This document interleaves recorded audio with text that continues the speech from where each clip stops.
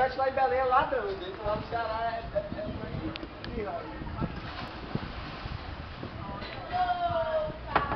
vamos perder mesmo. Já acabou com a ficha cominha. Vixe! Vixe! Não vai fazer. Vai pro YouTube, quer nem saber. Ó, vou pedir essa bola aqui. Bora ver,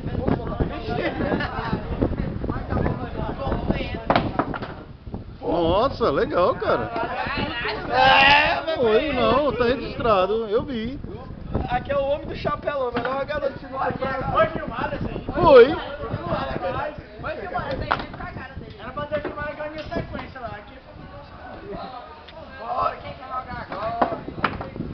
Ei, quem quer safadinha.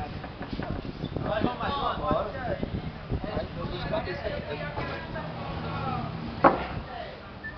E aí, o pessoal vai agora pra onde? Não sei a programação. O pessoal vai lá pro Metro Pista.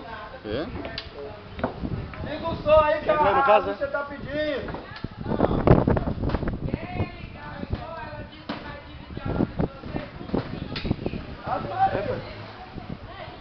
Bora começar, bota nós dois, bora.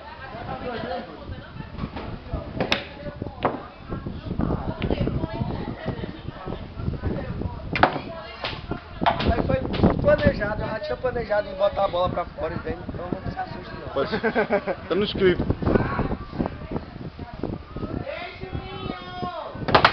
Ele planejou isso aí também.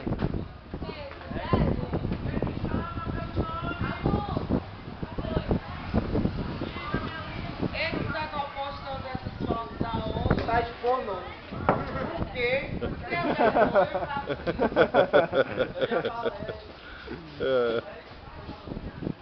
Joga também, Samuel? Joga. Sabe jogar? Sei não. Mas aprende. Aí é verdade. Ah, perdeu. Perdeu.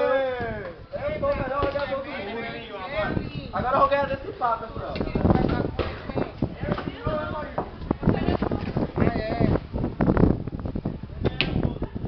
Tá bonito, viu, professor? Essa imagem aqui tá legal. Tá. É só por causa do meu vestido, tá bem? Quer mandar uma mensagem? Não, não tenho vergonha de falar. Nossa, você tem uma voz bonita. Vai!